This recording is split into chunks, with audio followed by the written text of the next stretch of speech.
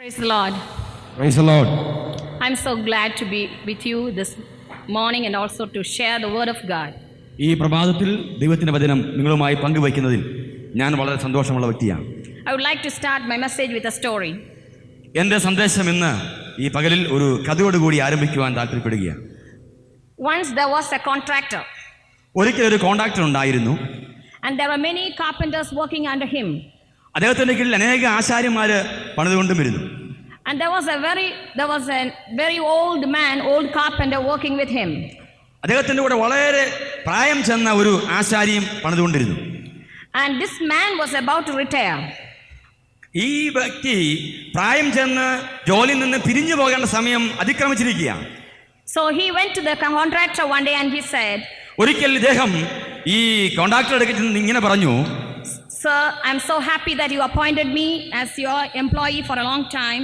കഴിഞ്ഞ ചില ദീർഘവർഷങ്ങളായിട്ട് അങ്ങയുടെ ഒരു സേവകനായിട്ട് എന്നെ നിയമിച്ചതിൽ എനിക്ക് സന്തോഷമുണ്ട്. And I had enough of everything in my life because you employed me. നീ എന്നെ പരിപോഷിപ്പിച്ചത് കൊണ്ട്, നീ എന്നെ ഒരു നിയമിച്ചത് കൊണ്ട് എൻ്റെ ജീവിതത്തിൽ എനിക്ക് വേണ്ടതെല്ലാം തന്നെ ലഭ്യമായി തീർന്നു. I'm so thankful to you. അതുകൊണ്ട് വളരെ നന്ദിയും കടപ്പാടും നിന്നോട് എനിക്കുണ്ട്. And I think from next week onwards I would like to retire from my job. ഞാൻ അടുത്ത ദിവസം മുതൽ ഈ ജോലിയിൽ നിന്നും പിരിഞ്ഞു പോകാൻ ആഗ്രഹിക്കുകയാണ്. And the contractor looked into the eyes of this carpenter. ഈ കോൺട്രാക്ടർ ഈ ആശാരിയുടെ കണ്ണിലേക്ക് ഇങ്ങനെ സൂക്ഷിച്ചു നോക്കി. And he said, would you please do me a favor? നീ എനിക്ക് വേണ്ടി ഒരു കാര്യം, വളരെ പ്രധാനപ്പെട്ട എനിക്ക് ഇഷ്ടപ്പെടുന്ന ഒരു കാര്യം ചെയ്യാൻ കഴിയുമോ? It is a request from me, it is not an order from the employer, he said. അദ്ദേഹം പറഞ്ഞു ഇങ്ങനെയാണ്, ഇതൊരിക്കൽ പോലും ഒരു ജോലിക്കാരനോടുള്ള ഒരു ആജ്ഞയല്ല, മറിച്ച് അപേക്ഷയാണ്. Would you please build one more house and then retire? നീ എനിക്ക് വേണ്ടി ഒരു ഭവനം കൂടി പണിതിട്ട് പിരിഞ്ഞു പോകാൻ കഴിയുമോ? And the contractor said, I'm giving all the charge of that building that house, buying materials for that and everything into your hand, and you have to build a good house for me. നിനക്ക് ആവശ്യമുള്ള പണിക്ക് ആവശ്യമുള്ള എല്ലാ സാധനവും വാങ്ങിച്ചു തരാം, നിനക്ക് ആവശ്യമുള്ളത് എന്തും ആ പണിക്ക് വേണ്ടി എന്തും ഞാൻ ചെയ്തു തരാം, ഒരു ഭവനം കൂടി എനിക്ക് വേണ്ടി നീ പണിതു തരണം. I give all the responsibility for you. You have to buy and you have to do everything. നീ ആ ഭവനം എനിക്ക് പണിതു തരുമ്പോൾ നിന്റെ അതിന്റെ പൂർണ്ണ ഉത്തരവാദിത്വം നീ എടുക്കുകയും നീ എല്ലാ കാര്യവും വാങ്ങിച്ച് നീ തന്നെ അതിന്റെ പൂർണ്ണ ചുമതല ഏറ്റെടുത്ത് എനിക്ക് വേണ്ടി വാങ്ങിച്ച് പണിതു തരണമെന്ന് അദ്ദേഹം പറയുകയുണ്ടായി. Because you are a very experienced carpenter. കാരണം നീ വളരെ തലക്കമുള്ള ഒരു ആശാരിയാണല്ലോ. And this carpenter hesitated a little bit and then he said unwillingly, okay, I'll do that. ഇത് കേട്ട ഉടൻ തന്നെ ഈ ആശാരി മനസ്സാ അല്പം വെറുപ്പും വിദ്വേഷവും ഒക്കെ തോന്നിയ തന്നെയും ഒരു മനസ്സോടുകൂടി ഇദ്ദേഹം സമ്മതിച്ചു. Because he was thinking about his retired life and the enjoyment that he is going to have and the rest that he is going to enjoy. കാരണം ഇങ്ങനെ ഒരു വിദ്വേഷവും ഒരു അല്പം പിണക്കവും ഒക്കെ തോന്നുവാൻ കാരണം ഇദ്ദേഹം ജോലിയിൽ നിന്ന് പിരിഞ്ഞു പോയിട്ട് ശേഷിച്ച സമയം ജീവിതത്തിൽ സന്തോഷിക്കുവാൻ ആണ് താൻ ആഗ്രഹിച്ചത്. So he said, yes, I'll do it. എങ്കിലും ഞാൻ നിനക്ക് ചെയ്യാമെന്ന് അദ്ദേഹം സമ്മതിക്കുകയുണ്ടായി. And he bought materials needed to build the house. അദ്ദേഹം സാധനം എല്ലാം വാങ്ങിച്ചു, ആ കെട്ടിടം പണിയാൻ ആരംഭിച്ചു. And he started building the house and he finished it within 3 months. 3 മാസം കൊണ്ട് സാധനം മുഴുവൻ വാങ്ങിച്ച് അവൻ ആ കെട്ടിടം മനോഹരമായി തീർത്തു. After finishing that building, he went to the contractor and gave the key of that house and he said, ഈ പണി മുഴുവൻ 3 മാസം കൊണ്ട് തീർത്തിട്ട് ആ മനോഹരമായ കെട്ടിടത്തിന്റെ താക്കോല് കൊണ്ട് ഈ കോൺട്രാക്ടറുടെ കൈ കൊടുത്തിട്ട് ഇങ്ങനെ പറഞ്ഞു, Sir, I have done my work or the job that you have given me and here is the key. സാറേ, അങ്ങ് എന്നെ ഏൽപ്പിച്ച ജോലി, ആ ദൗത്യം ഞാൻ പൂർത്തീകരിച്ചു. ഞാൻ ആ ഭവനം മനോഹരമായി പണിതു.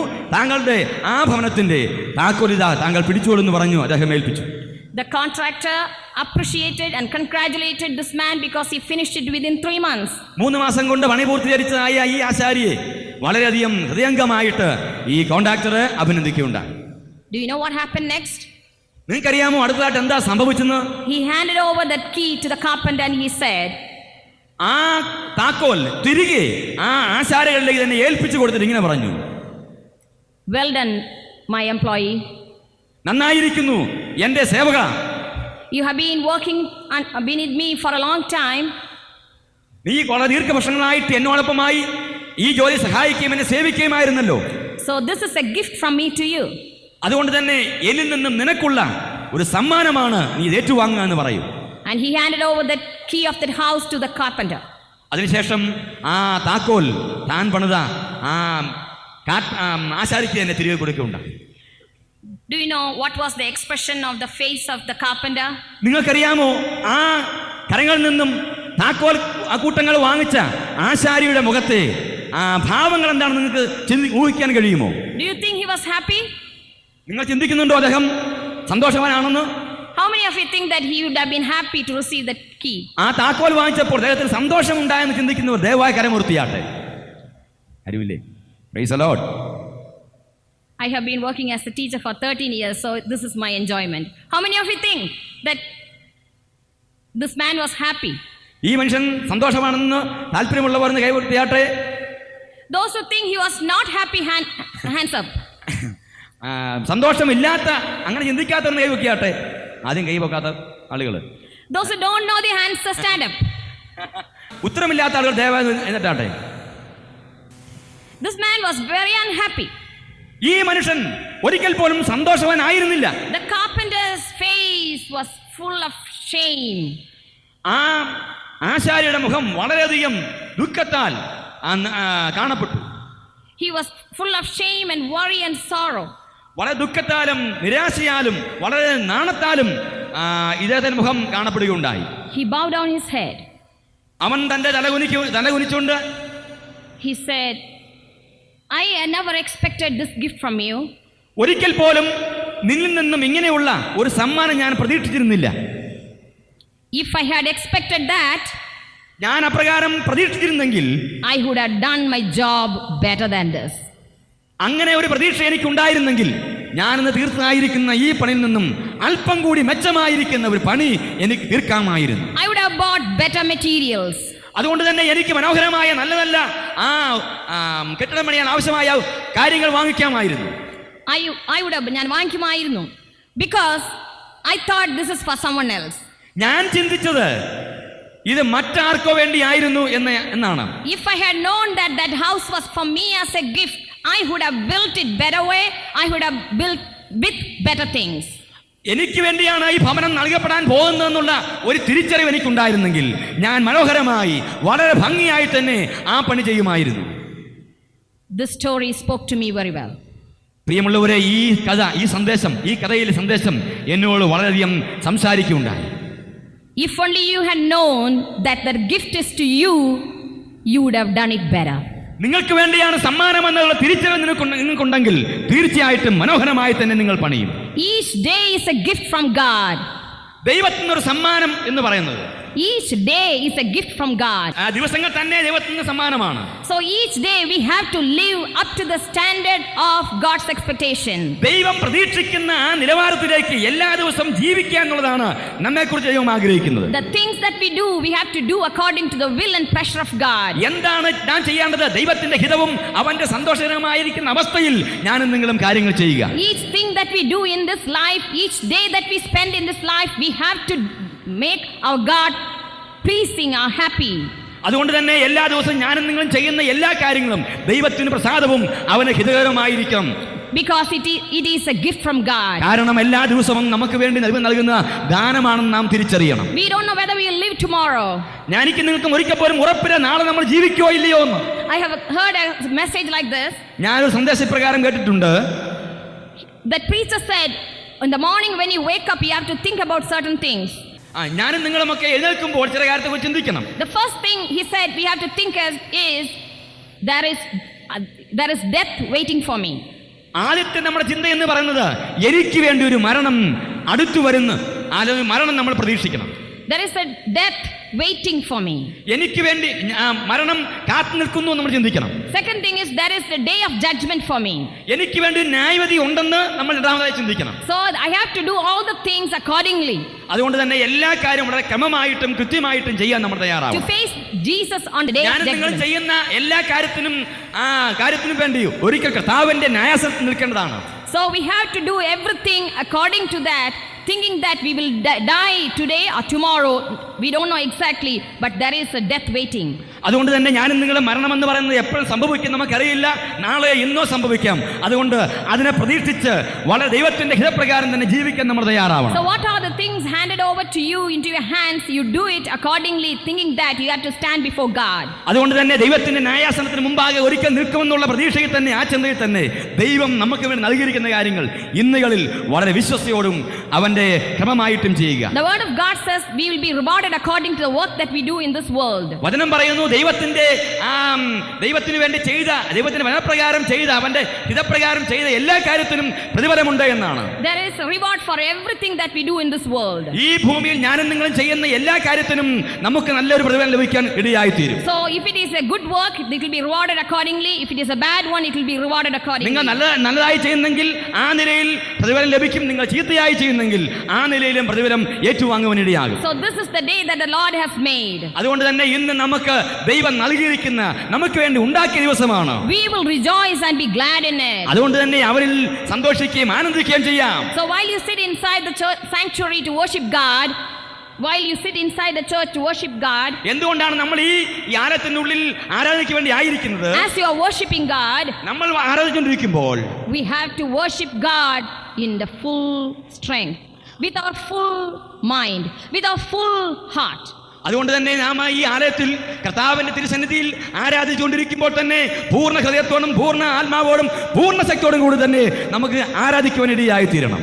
Because there is a reward waiting for that. കാരണം എനിക്ക് വേണ്ടി, നമുക്ക് വേണ്ടി ഒരു മനോഹരമായ പ്രതിഫലം കാത്തിരിക്കുന്നു. The word of God says, if 2 or 3 are gathered in my name, I'll be in your midst. 2 or 3 പേര് നാമത്തിൽ എവിടെ കൂടിയാലും അവരുടെ മധ്യത്തിൽ കർത്താവ് ഉണ്ട് എന്നുള്ളതാണല്ലോ ദൈവത്തിന്റെ തിരുവചന വാഗ്ദത്തം. More than 150 people are sitting here. ഇവിടെ ഏകദേശം 150-ൽ അധികം ആളുകൾ ഇരിപ്പുണ്ടെന്ന് എനിക്കറിയാം. We are sitting in the presence of God and his presence is in our midst. അതുകൊണ്ട് തന്നെ നാം ഇവിടെ ആയിരിക്കുമ്പോൾ തന്നെ നമ്മുടെ മധ്യത്തിൽ അവന്റെ സാന്നിധ്യമുണ്ട്. And he is watching each and every one of us. അതുകൊണ്ട് എന്നെയും നിങ്ങളെയും ഒക്കെ വളരെ സൂക്ഷ്മമായിട്ട്, അതിസൂക്ഷ്മമായിട്ട് അവൻ ദർശിച്ചുകൊണ്ടിരിക്കുകയാണ്. I can see you only with this spectacles, only you, the outward appearance of you. എന്റെ ദൃഷ്ടിക്ക് ഒതുങ്ങുന്ന ഒന്ന് കാര്യം മാത്രമേ എനിക്ക് ദർശിക്കാൻ കഴിയൂ. I can see only the outward appearance of you people. നിങ്ങളുടേതായിരിക്കുന്ന ബാഹ്യമായ പ്രകടനം മാത്രമേ എനിക്ക് കാണുവാൻ കഴിയൂ. But there is the God who is looking into the hearts of hearts. അതുകൊണ്ട് തന്നെ ഹൃദയങ്ങളുടെ അന്തർഭാഗത്തെ തൂക്കി നോക്കുകയും കാണുകയും ചെയ്യുന്നതാണ് ദൈവം. So we are in the presence of God. ഞാനും നിങ്ങളുമൊക്കെ ദൈവത്തിന്റെ സാന്നിധ്യത്തിലാണെന്ന് ചിന്തിക്കുക. His presence is a holy presence. അവന്റെ സാന്നിധ്യം എന്ന് പറഞ്ഞ വിശുദ്ധ സാന്നിധ്യമാണ്. His presence is a fiery presence. അവന്റെ സാന്നിധ്യം എന്ന് പറഞ്ഞ ജ്ഞാനയുടെ ഒത്ത സാന്നിധ്യമാണ്. It is a holy place. അത് തീർച്ചയായിട്ടും വിശുദ്ധമായ സ്ഥലമാണ്. So as he is looking into our heart of hearts, as he is looking into the heart of hearts, അവൻ നമ്മുടെ ഹൃദയത്തിന്റെ അന്തർഭാഗത്തിൽ നോക്കുമ്പോൾ, let him see us as worshiping him. അതുകൊണ്ട് അവൻ നമ്മൾ നോക്കുമ്പോൾ അവൻ കാണേണ്ടത് നമ്മൾ അവനെ ആരാധിക്കുകയും സ്തുതിക്കുകയും ചെയ്യേണ്ടതാണ്. And let God see us as a worshipper. ദൈവം നമ്മളെ ശരിയായിരിക്കുന്ന ഒരു ആരാധകനായി കാണട്ടെ. And let his presence be felt inside of us. നമ്മുടെ അന്തർഭാഗത്ത് അവന്റെ ആ സാന്നിധ്യത്താൽ നിറയപ്പെടട്ടെ. And that's only gives us joy in his presence. അങ്ങനെ ഉണ്ട് മാത്രമേ അവന്റെ സാന്നിധ്യത്തിൽ സന്തോഷിക്കുവാൻ ഇടയായി തീരുകയുള്ളൂ. So this morning, അതുകൊണ്ട് ഈ പ്രഭാതത്തിൽ we are here to worship our living God. നമ്മൾ ജീവനുള്ള ദൈവത്തെ ആരാധിക്കാൻ വേണ്ടിയാണ് എത്തിയിരിക്കുന്നത്. So we will be rewarded for that. അതുകൊണ്ട് തന്നെ നമുക്ക് അതിനും ഒരു പ്രതിഫലമുണ്ട്. I just wanted to remind you by the story that whatever we do, let us do it as according to will of God and as unto God. ഞാൻ മുമ്പേ ഓർപ്പിച്ചതായിരിക്കുന്ന ആ കഥയിലെ സന്ദേശത്തിലെ പോലെ ഒന്നുകൂടി ഓർപ്പിക്കട്ടെ. ദൈവം നിങ്ങൾക്ക് ഏൽപ്പിച്ച കാര്യങ്ങൾ അവന്റെ ഹിതപ്രകാരം അവന് വേണ്ടി കൃത്യമായി ചെയ്യുക. Let us do it as unto God. ചെയ്യുന്നതിന് മുമ്പായിട്ട് തന്നെ അവനോട് ചോദിക്കുക. Let us do it in his will and pressure. അവന്റെ ഹിതപ്രകാരവും അവന്റെ ആനന്ദപ്രകാരവും കാര്യങ്ങൾ ചെയ്യുക. So like that story, let that story talk to us throughout this week as it did to me last week. കഴിഞ്ഞ ആഴ്ചയിൽ ഈ കഥ വളരെ ശക്തമായിട്ട് എന്നോട് സംസാരിക്കുകയും ഇന്ന് നിങ്ങളുമായിട്ട് പങ്കുവയ്ക്കുവാൻ ഇടയായിട്ടുണ്ട്. Let that story talk to you this week. ഈ കഥ ഈ ആഴ്ചയിൽ നിങ്ങളോട് സംസാരിച്ചുകൊണ്ടിരിക്കട്ടെ. And may God help you through that story. ആ കഥയിലൂടെ ദൈവം നിങ്ങളെ സഹായിക്കുമാറാകട്ടെ. I would like to sing a song in Tamil. ഞാൻ ഒരു തമിഴ് പാട്ട് പാടുവാൻ ആഗ്രഹിക്കുന്നു. And that song goes like this. ആ പാട്ട് ഇപ്രകാരമാണ് ഉള്ളത്. As God gives me grace, I will do everything. ദൈവത്തിന്റെ ഹൃദയപ്രകാരം കൂടുതൽ കാര്യം ചെയ്യുവാൻ, അവന്റെ കൃപപ്രകാരം കൂടുതൽ കാര്യം ചെയ്യുവാൻ ദൈവം എന്നെ സഹായിക്കണം. God gives me grace, God gives me forgiveness, God gives me everything to do His pleasure. അവന്റെ ഹൃദയപ്രകാരം ദൈവം എനിക്ക് അവന്റെ ഹിതം ചെയ്യുവാനായിട്ട്, അവൻ പറയുന്നതൊക്കെയും ചെയ്യുവാനായിട്ട് അവൻ എനിക്ക് കൃപയും എനിക്ക് ക്ഷമയും എനിക്ക് എല്ലാം ശക്തിയും എല്ലാം നൽകി തരുന്നു. Praise the Lord. കീരുബൈ തരുബവരാ, കീരുബൈ തരുബവരാ, കീരുബൈ തരുബവരാ, എല്ലാവற்றையும் செய்வே,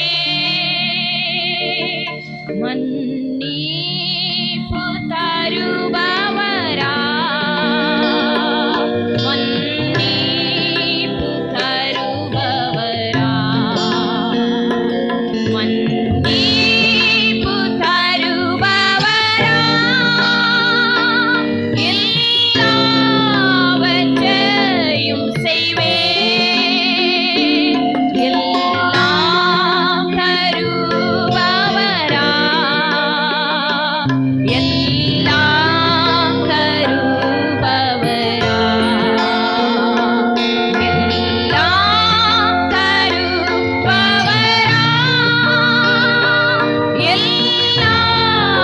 எல்லாவற்றையும் செய்வே, கிருபை தருபவரா, கிருபை தருபவரா, கிருபை தருபவரா,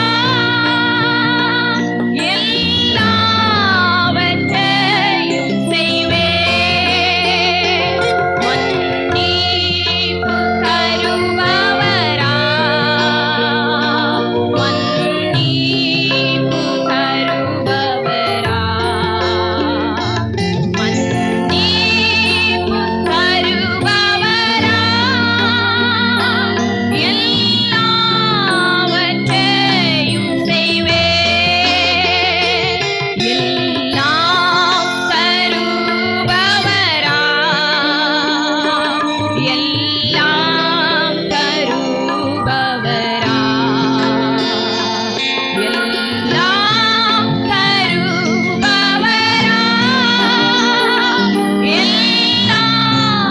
எல்லாவற்றையும் செய்வே, எல்லாவற்றையும் செய்வே, எல்லாவற்றையும் செய்வே.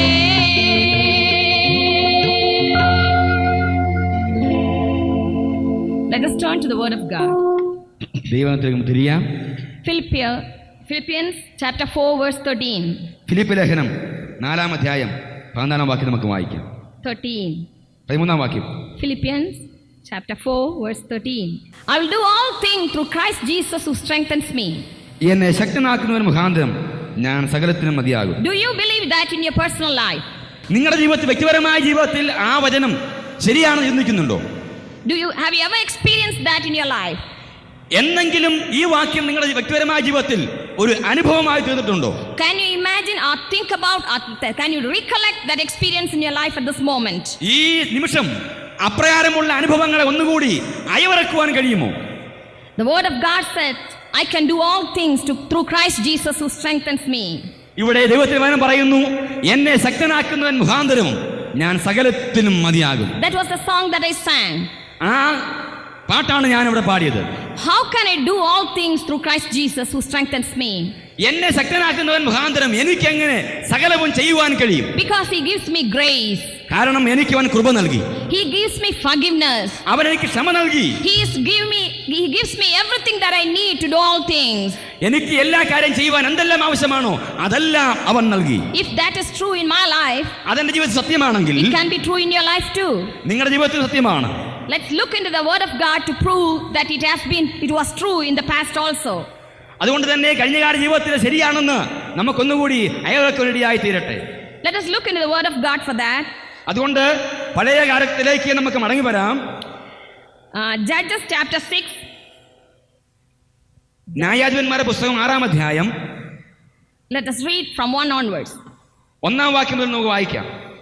So the children of Israel did evil in the sight of the Lord. നാം ഇവിടെ ഇപ്രകാരം വായിക്കുന്നു, ഇസ്രായേൽ മക്കൾ പിന്നെയും യഹോവയ്ക്ക് അനിഷ്ടമായത് ചെയ്തു. So the Lord delivered them into the hands of the Midians 7 years. 7 വർഷം യഹോവ അവരെ 7 സംവത്സരം മിദ്യാന്റെ കയ്യിൽ ഏൽപ്പിച്ചു. And the hand of Midian prevailed against Israel, and because of the Midianites, the children of Israel made them the dens which are in the mountains and caves and strongholds. Midian ഇസ്രായേലിന്മേൽ ആധിക്യം പ്രാപിച്ചു. Israel മക്കൾ മിദ്യാനുടെ നിമിത്തം പർവ്വതങ്ങൾ, ഗഹുരങ്ങളും ഗുഹകളും ദുർഗങ്ങളും ശരണമാക്കി. So now the people of God, the Israel, are under the control of the Midianites. ഇവിടെ ഇപ്പോൾ Israel മക്കൾ മിദ്യാനരുടെ അടിമത്തത്തിൽ, അവരുടെ നിയന്ത്രണത്തിലാണ്. If you study the word of God, we understand the Midianites are the Ishmaelites that is referred to in Genesis chapter 37. 37-ാം ഉൽപ്പത്തി പുസ്തകം 37-ാം വാക്യം വായിക്കുമ്പോൾ ഇവിടെ മിദ്യാനർ ആരാണെന്ന് നമുക്ക് കാണുവാനിടയായിത്തീരും. Genesis chapter 37 verse 25. 37-ാം അധ്യായം 25-ാം വാക്യം You വായിക്കുമ്പോൾ കാണുവാൻ can കഴിയും. read it at home. And so the Midianites are the Ishmaelites. നമുക്കറിയാം മിദ്യാൻ എന്ന് പറയുന്നത് ഇസ്മാലിയ സന്തതി പരമ്പരയിൽപ്പെട്ട ആളുകളാണെന്ന് നമുക്ക് കാണാൻ കഴിയും. So now the people of Israel or the people of God are under the control of these Midianites. അതുകൊണ്ട് തന്നെ ഇപ്പോൾ മിദ്യാനരുടെ പൂർണ്ണ നിയന്ത്രണത്തിലാണ് ദൈവത്തിന്റെ ജനമായ ഇസ്രായേൽ മക്കൾ. The Midianites are very much torturing the Israel. അതുകൊണ്ട് തന്നെ ഇസ്രായേൽ മക്കളെ മിദ്യാനർ വളരെയധികം പീഡിപ്പിക്കുകയും അവരെ പീഡിപ്പിക്കാനിടയായി തീർന്നു. And these people started living in the caves and in the dens. അപ്രകാരമുള്ള പീഡനത്തിൽ സഹിക്കവയ്യാതെ ഇസ്രായേൽ മക്കൾ കുഴികളും ദുർഗങ്ങളും ഉണ്ടാക്കി താമസിക്കാൻ തുടങ്ങി. But at this moment there is a man that God raised to redeem them from the hands of the Midianites. അതുകൊണ്ട് ആ സമയത്ത് തന്നെ ദൈവം ഈ ജനത്തെ വിടുവിക്കുവാൻ വേണ്ടി അവരുടെ ഇടയിൽ നിന്നും ഒരു നേതാവിനെ എടുക്കുവാനിടയായി. His name is Gideon. നമുക്കറിയാം അവന്റെ പേരാണ് Gideon. Very much doubtful of things. പല കാര്യങ്ങളെ സംശയത്തോടെ കാണുന്നയാള്. Feeling very unworthy in certain times. പല സമയങ്ങളിലും പലപ്പോഴും യോഗ്യമല്ലാത്ത വ്യക്തി. And very incapable of doing things. കാര്യങ്ങൾ ചെയ്യുവാൻ കഴിവില്ലാത്ത ആള്. When God hands over things, he thinks it is impossible for him. പലപ്പോഴും ദൈവം അവനോട് സംസാരിക്കുമ്പോൾ കഴിയുകയില്ല എന്ന് പറയുന്നയാള്. Like me and you, he also asked for confirmations about the word of God. അതുകൊണ്ട് തന്നെ ദൈവത്തിന്റെ എന്നെ നിങ്ങളെ പോലെ തന്നെ ദൈവത്തിന്റെ വചനത്തിന് ഒരു ശരിയായിരിക്കുന്ന ഒരു ഉറപ്പിന് വേണ്ടി ശ്രമിക്കുന്നയാള്. And he was just an ordinary man like you and me. എന്നെയും നിങ്ങളെയും പോലെ ഒരു സാധാരണക്കാരനായ മനുഷ്യൻ. But there is a difference in this man. എന്നാൽ ഈ സാധാരണക്കാരനായ മനുഷ്യനിൽ ചില അസാധാരണത്വം നമുക്ക് കാണുവാൻ കഴിയും. Because God saw something great in him. അവനിൽ കൂടി ദൈവം ചില മഹത്വകരമായിരിക്കുന്ന വലിയ കാര്യങ്ങൾ ചെയ്തു. So these people of Israel are under the control of the Midianites now. നമുക്കറിയാം ഇപ്പോൾ ഇസ്രായേൽ മക്കൾ മിദ്യാനരുടെ അടിമത്തത്തിലും അവരുടെ പൂർണ്ണമായ നിയന്ത്രണത്തിലുമാണ്. And Israel was greatly, verse 6, impoverished because of the Midianites, and the children of Israel cried unto the Lord. അങ്ങനെ മിദ്യാനരുടേതായിരിക്കുന്ന ഈ പീഡനത്തിൽ സഹിക്കവയ്യാതെ Israel മക്കൾ ദൈവത്തോട് നിലവിളിക്കുവാൻ തുടങ്ങി. So when they started crying unto the Lord, അവർ ദൈവത്തോട് നിലവിളിക്കാൻ തുടങ്ങിയപ്പോൾ Lord sent a prophet to them. അവരുടെ ഇടയിലേക്ക് ഒരു പ്രവാചകനെ ദൈവം അയക്കുവാനിടയായി. Verse 8 we read like this. നമ്മൾ 8-ാം വാക്യം ഇങ്ങനെ വായിക്കുമ്പോൾ, Then the Lord sent a prophet unto the children of Israel. Israel മക്കൾ മിദ്യാനരുടെ നിമിത്തം യഹോവയോട് നിലവിളിച്ചപ്പോൾ യഹോവ ഒരു പ്രവാചകനെ ഇസ്രായേൽ മക്കളുടെ അടുക്കൽ അയച്ചു. Which said unto them, Thus saith the Lord God of Israel. അവൻ അവരോട് പറഞ്ഞു, ഇസ്രായേൽ ദൈവമായ യഹോവ ഇപ്രകാരം അരുളി ചെയ്യുന്നു, I brought you from Egypt. ഞാൻ നിങ്ങളെ മിസ്രയീമിൽ നിന്നും പുറപ്പെടുവിച്ചു. And brought you forth out of the house of bondage. അടിമ വീട്ടിൽ നിന്നും നിങ്ങളെ കൊണ്ടുവന്നു. I delivered you out of the hand of the Egyptians. മിസ്രയീമ്യരുടെ കയ്യിൽ നിന്ന് നിങ്ങളെ പീഡിപ്പിച്ച എല്ലാവരുടെയും കയ്യിൽ നിന്ന് ഞാൻ നിങ്ങളെ വിടുവിച്ചു. And out of the hand of that oppressed you, and drave them out from before you, and gave you this land. അവരെ നിങ്ങളുടെ മുമ്പിൽ നിന്ന് നീക്കിക്കളഞ്ഞു, അവരുടെ ദേശം നിങ്ങൾക്ക് തന്നു. But in this land, what are the people of Israel doing? ഈ ദേശത്തെ ഇപ്പോൾ ഇസ്രായേൽ മക്കൾ എന്താണ് ചെയ്യുന്നത്? God gave them the land that was promised to them. ദൈവം വാഗ്ദാനം ചെയ്ത ഭൂമി അവർക്ക് ദൈവം ദാനമായി കൊടുത്തു. But now the people of Israel are sitting in this land, and they are doing evil things against God. ദൈവം വാഗ്ദാനം ചെയ്ത ഭൂമി അവകാശമായി കഴിഞ്ഞപ്പോൾ ആ ഭൂമിയിൽ പാർത്ത് അനിഷ്ടമായ ആ കാര്യങ്ങൾ ദൈവത്തോട് ചെയ്യുകയാണ് ഇസ്രായേൽ മക്കൾ ചെയ്തത്. So they were under the control of Midianites by the permission of God for 7 years. അതുകൊണ്ട് തന്നെ ദൈവത്തിന്റെ അനുവാദപ്രകാരം 7 സംവത്സരം മിദ്യാനൻ പൂർണ്ണമായ നിയന്ത്രണത്തിൽ ഇസ്രായേൽ മക്കളായി ഇരുന്നു. At that time there comes an angel. ആ സമയത്ത് ഒരു ദൂതൻ അവിടെ കടന്നു വന്നു. First there came a prophet.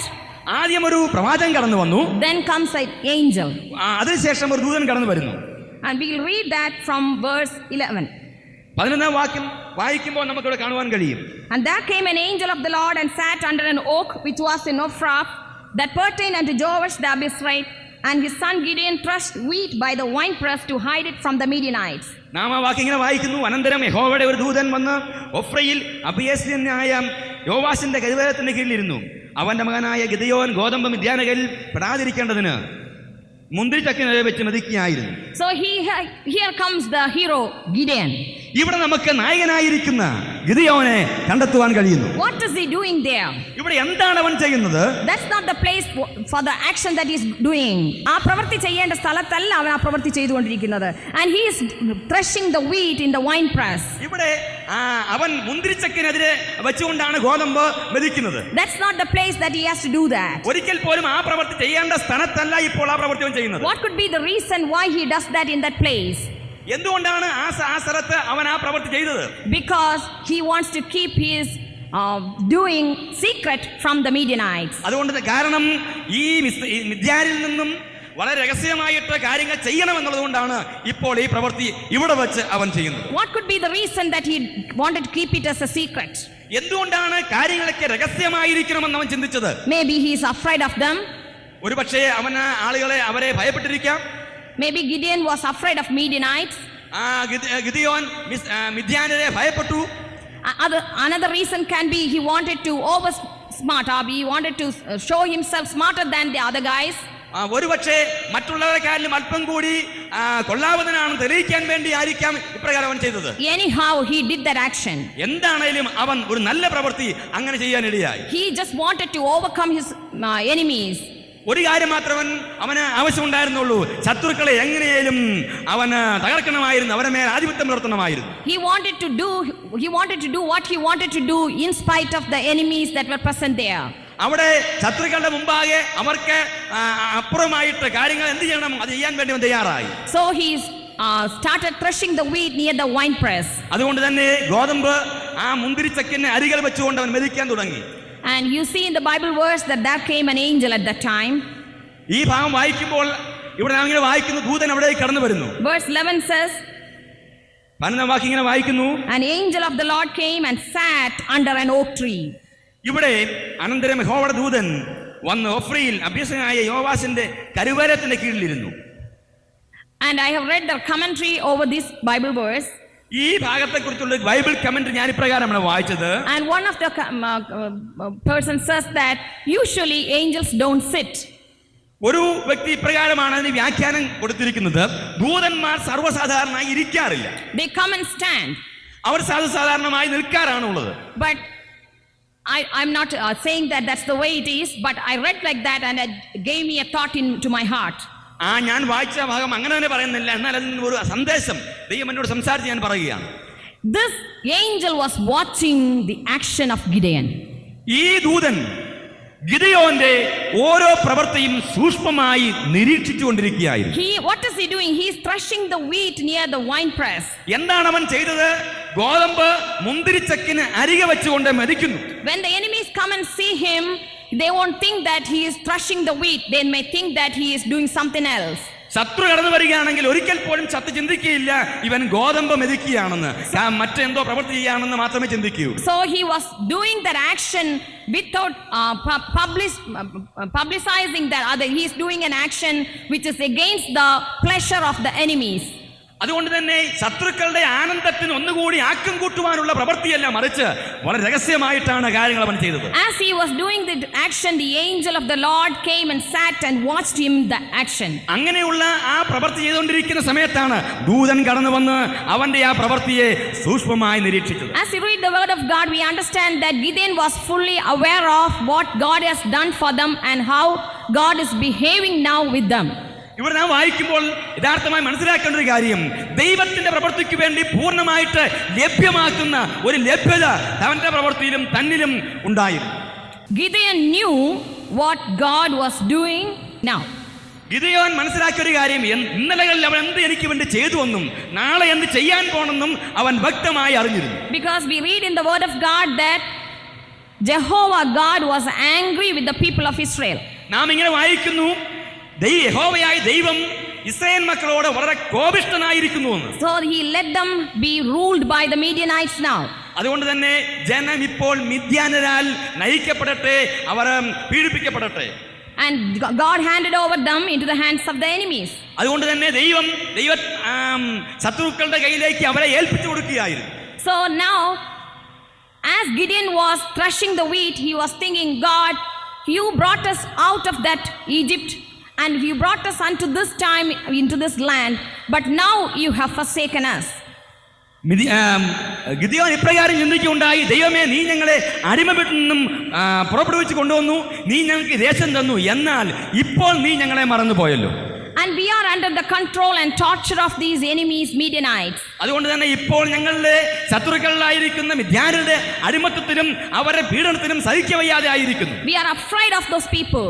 ആ ആളുകളെ ഞങ്ങൾ വളരെയധികം ഭയപ്പെടുന്നു. They destroy all the crops that we have. ഞങ്ങൾ നട്ടുവളർത്തുന്ന എല്ലാ വിളകളെയും അവർ നശിപ്പിക്കുന്നു. And we don't have anything to eat. ഒരു കാര്യം പോലും ഞങ്ങൾക്ക് ശേഷിക്കുന്നില്ല ഭക്ഷിക്കുവാൻ വേണ്ടി. So now I'm going to take at least this much of wheat out of this much of wheat from this crop. അതുകൊണ്ട് തന്നെ ഈ ഇത്രയുമെങ്കിലും ഒരു പിടിയെങ്കിലും അല്പമെങ്കിലും ആ വിളവിൽ നിന്നും ഞാൻ എടുത്ത് മാറ്റി ഇവിടെ മെതിക്കുകയാണ്. I'm not going to give all that we planted for that enemy. ഒരിക്കൽ പോലും ഞാൻ കൃഷി ചെയ്ത് വിളവുണ്ടാക്കിയ എല്ലാ വിളവും ഞാൻ ഒരിക്കൽ പോലും ശത്രുവിന് വേണ്ടി കൊടുക്കുകയില്ല. I will try my best to save something. ഞാൻ എന്നെ കഴിയുന്ന അത്രയും തന്നെ ഈ കാര്യങ്ങൾ സൂക്ഷിക്കുവാൻ വേണ്ടി ഞാൻ ശ്രമിക്കും. I will do my best in my life. എന്റെ ജീവിതത്തിൽ ഞാൻ നല്ല കാര്യങ്ങൾ ദൈവത്തിന് വേണ്ടി ചെയ്യും. I will do my best എന്റെ കഴിവിന്റെ പരമാവധി. I'll do my best in my life. എന്റെ കഴിവിന്റെ പരമാവധി ഞാൻ ചെയ്യും.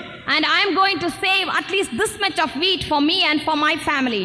എന്റെ കുടുംബത്തിനും എനിക്ക് വേണ്ടി ഇത്രയെങ്കിലും ഞാൻ കരുതുമെന്ന് അവൻ ചിന്തിച്ചു. It is true that if the Midianites see me, they will kill me. ഒരു കാര്യം സത്യമാണ്, അവ ശത്രുക്കളെ കാണുകയാണെങ്കിൽ അവൻ എന്നെ കൊല്ലും. But I am going to do this. എന്നാൽ പോലും ഞാൻ ഈ കാര്യം ചെയ്യും. Though I am afraid. ഞാൻ ഒരിക്കൽ പോലും ഭയക്കുന്നില്ല. I am afraid. ഞാൻ ഭയന്നുകൊണ്ടാണ് ഈ കാര്യങ്ങൾ ചെയ്യുന്നത്. I am near the wine press. ഞാൻ വളരെ അടുത്ത ഈ മുന്തിരിച്ചക്കിനരികിലാണ്. Instead of standing in the threshing field, I am standing near the wine press to thresh this wheat. ഒരിക്കൽ പോലും ഗോതമ്പ് മെതിക്കുന്ന സ്ഥലത്ത് നിന്നും മാറി ഞാനിപ്പോൾ ഈ മുന്തിരിച്ചക്കിന് വളരെ അടുത്താണ്. People may look at me and say that you are a coward. ആളുകൾ ചിന്തിക്കുന്നത് ഞാൻ വളരെ ധൈര്യഹീനനായിരിക്കുന്നു എന്നാണ്. But I am going to do this. എങ്കിൽ പോലും ആളുകൾ എന്തും പറഞ്ഞുകൊള്ളട്ടെ, ഞാനിത് സൂക്ഷിക്കുമെന്നവൻ ചിന്തിച്ചു. And he was threshing the wheat. അവിടെ വെച്ചുകൊണ്ട് അവനെ മെതിക്കുവാൻ തുടങ്ങി. Then the angel of the Lord came to that place. ആ സമയത്താണ് ദൈവത്തിന്റെ ദൂതൻ ഇവിടേക്ക് കടന്നു വരുന്നത്. And he was sitting there and watching the action of Gideon. അവിടെ ഇരുന്ന് ഈ ഗിദെയോന്റെ ഓരോ പ്രവൃത്തികളും അവൻ സൂക്ഷ്മമായിട്ട് നിരീക്ഷിച്ചു. Let us read the verse 11 and 12. 11 വാക്യം നമുക്ക് വായിക്കാം. So he was threshing the wheat near the wine press. ഇവിടെ ഗോതമ്പ് മുന്തിരിച്ചക്കിന് അരികിൽ വെച്ചുകൊണ്ട് ഇപ്പോൾ അവൻ മെതിക്കുകയാണ്. And the angel of the Lord appeared to him. ദൈവത്തിന്റെ ദൂതനോടെ കടന്നു വന്നു. First the angel of God came and sat. ഒന്നാമതായിട്ട് ദൈവത്തിന്റെ ദൂതൻ കടന്നു വന്ന് അവിടെ ഇരുന്നു. And then he appeared to him. അതിനുശേഷം അവനെ വെളിപ്പെടുത്തി. And then the angel of the Lord called him in a different way. അതിനുശേഷം ഗിദെയോനെ ചില പ്രത്യേക നിലയിൽ അവനെ വിളിക്കുന്നു. The Lord is with thee, thou mighty man of valor. ഇവിടെ ഇപ്രകാരമാണ് ദൂതൻ അവനെ വിളിക്കുന്നത്. യഹോവയുടെ ദൂതൻ അവന് പ്രത്യക്ഷനായി, അല്ലയോ പരാക്രമശാലിയെ, യഹോവ നിന്നോട് കൂടെ ഉണ്ട് എന്ന് പറഞ്ഞു. So I'm going to explain to you the difference between the way the human beings think about people and the way God look into us. ഞാൻ ഈ ഭാഗത്ത് നിന്ന് നിങ്ങളുമായി ഒന്ന് പരിചയപ്പെടുത്താൻ ആഗ്രഹിക്കുന്ന ഇപ്രകാരമാണ്. ആളുകൾ നമ്മളെ എപ്രകാരം നോക്കുന്നു, അതുപോലെ തന്നെ ദൈവം ആളുകളെ തന്റെ പ്രവൃത്തിക്ക് വേണ്ടി എങ്ങനെ പരിഗണിക്കുന്നു നോക്കുന്നു എന്നുള്ളതാണ്. Here is a man hiding himself near the wine press and threshing the wheat. ഇവിടെ ഒരു മനുഷ്യൻ തന്നെ വളരെ രഹസ്യമായി വെച്ചുകൊണ്ട് മുന്തിരിച്ചക്കിനരികിൽ മെതിച്ചുകൊണ്ടിരിക്കുകയാണ്. And there comes the angel of the Lord and he sits there and watches him doing the action. ആ സമയത്ത് അവന്റെ പ്രവൃത്തിയെ വളരെ സൂക്ഷ്മമായിട്ട് ദൂതൻ നിരീക്ഷിച്ചുകൊണ്ടിരിക്കുന്നു. And now he calls that man a man of valor. ഇവിടെ ആ മനുഷ്യനെ ദൂതൻ വിളിക്കുന്നത് പരാക്രമശാലിയെ എന്നാണ്. Thou mighty man of valor. യഹോവയുടെ ആത്മാവുള്ള യഹോവയുള്ളതായ പരാക്രമശാലിയെ. That's what God is calling you and me. ആ വിളിയാണ് ദൈവം എന്നെയും നിങ്ങളെയും വിളിക്കുന്നത്. For when God looks each and every one of us sitting inside this sanctuary, he calls us you mighty men and women of valor. അതുകൊണ്ട് തന്നെ ഈ ആലയത്തിൽ ദൈവത്തിന്റെ സാന്നിധ്യത്തെ അയക്കുന്ന എന്നെയും നിങ്ങളെയും വിളിക്കുന്ന പേരിതാണ് ദൈവത്തിന്റെ പരാക്രമശാലിയായിരിക്കുന്ന സഹോദരന്മാരെ സഹോദരിമാരെ. There are people around us who are mightier than us in our eyes. ഒരുപക്ഷേ നമ്മുടെ ദൃഷ്ടിയിൽ നമ്മളെക്കാട്ടിലും കഴിവും പ്രാപ്തിയുള്ള ആളുകൾ ഇതിന് പുറത്തുണ്ടായിരിക്കാം. It is true they are well educated. അവർ വളരെ വിദ്യാഭ്യാസമുള്ള ആളുകളാണ്. It is true they are very rich. അവർ വളരെ സാമ്പത്തികമുള്ള ആളുകൾ ശരിയാണ്. It is true that they are very influential. വളരെ ശരിയാണ്, അവർ വളരെയധികം സ്വാധീനമുള്ള ആളുകളാണ്. But God looks into us, look into our heart, and He says, "You are the mighty woman of valor. You are the mighty man of valor." അതുകൊണ്ട് തന്നെ ദൈവം എൻ്റെ നിങ്ങളുടെ ഹൃദയത്തെ നോക്കിയിട്ട് ദൈവം ഇന്ന് പകരം നമ്മെ വിളിക്കുന്ന ഒരു പേര് ദൈവത്തിന്റെ പരാക്രമശാലിയായിരിക്കുന്ന സഹോദരന്മാരെ സഹോദരിമാരെ. It is true that there are some sisters and brothers who have come into the sanctuary without telling how people at the house that you are coming into the church. ഇനി ആളുകൾ ഇവിടെ എത്തിച്ചേരുന്നത് അവരുടെ കുടുംബങ്ങളിൽ പോലും പറയാതെ രഹസ്യമായിട്ടാണ് ഇവിടെ. You didn't tell your parents or your friends or your family members that you are coming into the church for the church service. ആ ആരാധനയ്ക്ക് വേണ്ടി അവര് കടന്നു വരുന്ന വിവരം അവരുടെ കുടുംബത്തിൽ ആരോടും കൂട്ടുകാരോടും മറ്റാരോടും തന്നെ പറയാതാണ് ഇവിടെ എത്തിച്ചേരുന്നത്. It is true that in the eyes of the other people you are a coward and you are a frightful person. ഒരുപക്ഷേ മറ്റുള്ള ദൃഷ്ടിയിൽ നീ ഇങ്ങനെ ചെയ്യുമ്പോൾ ഭീതി വന്ന് പലരും നിന്നെ പറഞ്ഞേക്കാം. But you are a woman of valor and you are a mighty man of valor. എന്നാൽ ദൈവത്തിന്റെ ആത്മാവ് ശക്തമായി നിന്നെ വിളിക്കുവാൻ ആഗ്രഹിക്കുന്ന പേര് നീയാണ് ദൈവത്തിന്റെ പരാക്രമശാലിയായിരിക്കുന്ന സഹോദരനും സഹോദരി. You are threshing the wheat in the wine press. നീ മുന്തിരിച്ചക്കിനരിയിൽ നിന്നുകൊണ്ട് ഗോതമ്പ് മെതിക്കുന്ന വ്യക്തിയാണ്. It is true that you have many obstacles in your life. There are many enemies that prevent you from your spiritual growth. ഒരു കാര്യം വളരെ സത്യമാണ്, നിന്റെ ആത്മീയ അഭിവൃദ്ധിക്കും പുഷ്ടിക്കും വേണ്ടി വളരെ തടസ്സങ്ങളും പ്രതിബന്ധങ്ങളും വളരെയധികം പ്രയാസങ്ങളും സഹിക്കുന്ന വ്യക്തിയായിരിക്കാം നീ. There are people in your home who are under the control of the Midianites, in the hands of the enemies. നിന്റെ കുടുംബത്തിലെ മിദ്യാൻ എന്ന് പറയുന്ന ശത്രു നിന്നെ പലപ്പോഴും പൂർണ്ണ നിയന്ത്രണത്തിലാക്കി വെക്കാറുണ്ട്. And all the members of your family are under the control of them. അവിടെയുള്ള കുടുംബത്തിലുള്ള എല്ലാ ആളുകളും തന്നെ അങ്ങനെ ധ്യാനങ്ങളുടെ പൂർണ്ണ നിയന്ത്രണത്തിലാണ്. But you are different. എന്നാൽ നീ ഓർക്കണം, നീ അവരിൽ നിന്ന് വ്യത്യസ്തനാണ്. You are threshing the wheat in the wine press. നീ ഇപ്പോൾ മുന്തിരിച്ചക്കിനെ അരികിൽ വെച്ചുകൊണ്ട് ഗോതമ്പ് മെതിക്കുകയാണ്. And you are afraid of the enemies. That is true. നീ ശത്രുവിനെ ഭയക്കുന്നുണ്ട്, ശരിയാണ്. You are afraid of the enemies. That's why you are hiding yourself in the wine press. That's true. നീ ശത്രുവിനെ ഭയക്കുന്നുണ്ട്, ശരിയാണ്. അതുകൊണ്ടല്ലേ മുന്തിരിച്ചക്കിന്റെ അരികിൽ വെച്ചുകൊണ്ട് ഗോതമ്പ് മെതിക്കുന്നത്. But at the same time, God sees into your heart and He calls you as a woman of valor and a man of valor. അപ്രകാരം ചെയ്യുന്ന പ്രവൃത്തി തന്നെ ദൈവത്തിന്റെ ആത്മ ശക്തമായി നിന്നെ വിളിക്കുന്നു, ദൂതൻ വിളിച്ചു പറയുന്നു, നീയാണ് പരാക്രമശാലിയായിരിക്കുന്ന ദൈവത്തിന്റെ പരാക്രമശാലിയായിരിക്കുന്ന സഹോദരൻ സഹോദരി. And you are a mighty man of valor. നീ പരാക്രമശാലിയായ യുവാവാണ്, സഹോദരനാണ്. That's what God sees in you. He doesn't see you as a coward. അതുകൊണ്ട് തന്നെയാണ് ഭീരുവായി നിന്നെ ദൈവം തിരഞ്ഞെടുത്തത്. And He doesn't see you as a coward. ഒരിക്കൽ പോലും നിന്നിലത്തെ ഭീരത്വം ദൈവം കാണുന്നില്ല. He sees you as a man of valor. ദൈവം കാണുന്നത് നീ ദൈവത്തിന്റെ പരാക്രമശാലിയായ വ്യക്തിയാണ്. And that's why He sent His angel to you. ആ വിളിക്ക് വേണ്ടിയും ആ നിയമത്തിന് വേണ്ടിയാണ് ദൈവത്തിന്റെ ദൂതനെ ദൈവമായി അവിടെ കടന്നു വന്നത്. Now the angel of God is sitting and watching you.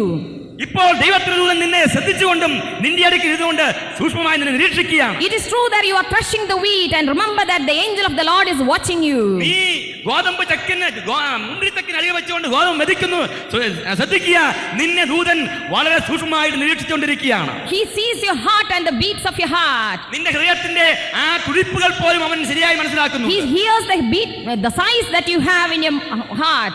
നിന്റെ നെടുവീർപ്പുകൾ പോലും ദൈവത്തിന് ശരിക്കും ശ്രദ്ധിക്കുന്നുണ്ട്. You are just crying unto God, saying, God, you brought me into this land, but we are under the control of the enemy. പലപ്പോഴും നമ്മൾ നിലവിളിക്കാറുണ്ട്, കർത്താവേ നീ ഇവിടെ ഞങ്ങളെ കൊണ്ടുവന്നല്ലോ, എന്നാൽ ഇപ്പോൾ ഞങ്ങൾ ആ ശത്രുവിന്റെ പൂർണ്ണ നിയന്ത്രണത്തിലാണല്ലോ. You are talking to God and saying, God, I am in the sanctuary worshiping you, but you know that I am in the control of the enemies. ദൈവമേ, ഞാൻ നിന്റെ സന്നിധിയിൽ കടന്നു വന്ന് ആരാധിക്കുകയും നിന്നെ സ്തുതിക്കുകയും ചെയ്യുന്നു, എന്നാൽ ഇപ്പോൾ ഞാൻ ശത്രുവിന്റെ പൂർണ്ണ നിയന്ത്രണത്തിലാണ്. My whole family is under the control of the Midianites. എന്റെ കുടുംബത്തിലെ പൂർണ്ണമായിട്ടും മിദ്യാന്യരുടെ പൂർണ്ണ നിയന്ത്രണത്തിലാണ്. When I go back home, I don't know what's going to happen to me. എന്റെ കുടുംബത്തിലേക്ക് മടങ്ങി പോകുമ്പോൾ അവിടെ എന്താ സംഭവിക്കുന്നത് പോലും എനിക്കറിയില്ല. It is true that I am threshing the wheat, but I don't know what's going to happen next. എന്റെ കുടുംബത്തിൽ ഞാൻ ഒരു കാര്യം സത്യമാണ്, ഞാനിപ്പോൾ ഇവിടെ ഗോതമ്പ് മെതിക്കുന്നു, പക്ഷേ നാളെ എന്റെ അടുത്ത നിമിഷം സംഭവിക്കുന്നത് എനിക്കറിയില്ല.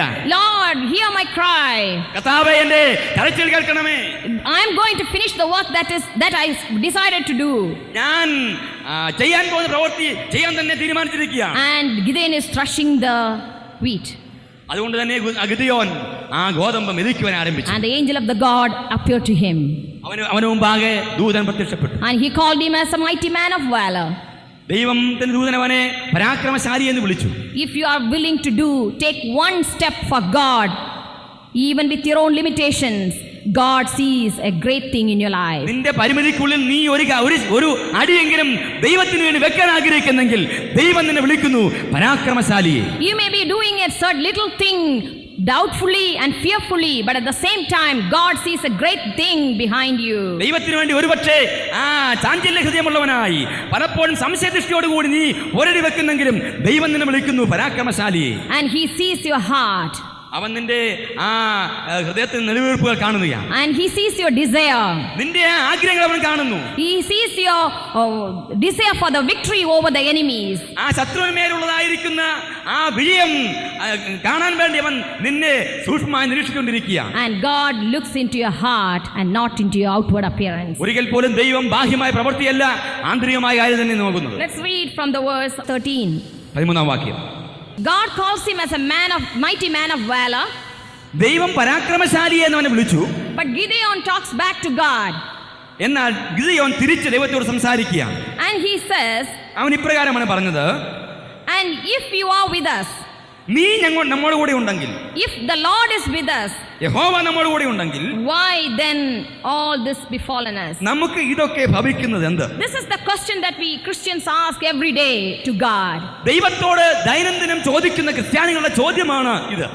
Lord, if you are with us, ദൈവമേ നീ ഞങ്ങളുടെ കൂടെ ഉണ്ടെങ്കിൽ, if it is true that you care for us, നീ ഞങ്ങളെ സംരക്ഷിക്കുന്നു എന്നുള്ള സത്യമാണെങ്കിൽ, why this happen in my life? എന്തുകൊണ്ട് എന്റെ ജീവിതത്തിൽ സംഭവിക്കുന്നു? Why all good things don't happen, always bad things happen in my life? എന്തുകൊണ്ട് നല്ല കാര്യം സംഭവിക്കാതെ ചീത്ത കാര്യങ്ങൾ എന്നും ദൈനംദിനം സംഭവിക്കുന്നു? That's why I said in the beginning, Gideon is a man just like you and me. ഞാൻ പറഞ്ഞല്ലോ, അതുകൊണ്ടാണ് എന്നെ പോലെ നിങ്ങളെ പോലുള്ള ഒരു വ്യക്തിയാണ് Gideon. And he asks God, he questions God. അവൻ ദൈവത്തെ ചോദ്യം ചെയ്യാൻ ആരംഭിക്കുകയാണ്. God, when the angel of the Lord spoke to him, he said, if Lord is with us, why all these things happen to us? ദൂതൻ അവരോട് സംസാരിച്ചപ്പോൾ തിരിച്ച് ഗിദെയോന്റെ ചോദ്യം ഇതാണ്, യഹോവ ഞങ്ങളുടെ കൂടെ ഉണ്ടെങ്കിൽ എന്തുകൊണ്ട് ഇതൊക്കെ സംഭവിക്കുന്നു? And the answer from the Lord is different. എന്നാൽ ദൈവത്തിന്റെ മറുപടി വളരെ വ്യത്യസ്തമായിരുന്നു. God didn't try to explain things to him. ദൈവം ഒരിക്കൽ പോലും എങ്ങനെ സംഭവിച്ചെന്ന് ദൈവം വിവരിച്ചില്ല, കാരണം ദൈവത്തിന് അറിയാം എങ്ങനെ സംഭവിച്ചെന്ന്. And the people also know why this happened, because they did evil things in the sight of God. ദൈവത്തിന് മാത്രമല്ല ഇവിടെയുള്ള എല്ലാ ജനങ്ങൾക്കും അറിയാം എങ്ങനെ സംഭവിച്ചത്, കാരണം ജനങ്ങൾ മുഴുവൻ ദൈവത്തിന് അനിഷ്ടമായത് ചെയ്തിരിക്കുന്നു. So in the verse 14, God says to him, ഇവിടെ 14ാം വാക്യം വായിക്കുന്നത് ഇങ്ങനെയാണ് ദൈവം അവരോട് പറയുന്നത്, 14 verse 14, go in this thy might, and thou shalt save Israel from the hand of the Midianites. Have not I sent thee? 14ാം വാക്യം ഇങ്ങനെ വായിക്കുന്നു, അപ്പോൾ യഹോവ അവനെ നോക്കി, നിന്റെ ഈ ബലത്തോടെ പോക, നീ ഇസ്രായേലിനെ മിദ്യാനയുടെ കയ്യിൽ നിന്നും രക്ഷിക്കും, ഞാനല്ലോ നിന്നെ അയക്കുന്നു എന്ന് പറഞ്ഞു. Dear brothers and sisters who have come into the sanctuary without the permission of your family, or with overcoming all the obstacles that you had, God is speaking to you and you alone. ഇന്ന് പകലിൽ ഈ ആരാധനയിൽ എത്തിയിരുന്നിരിക്കുന്ന പ്രിയമുള്ള സഹോദരന്മാർ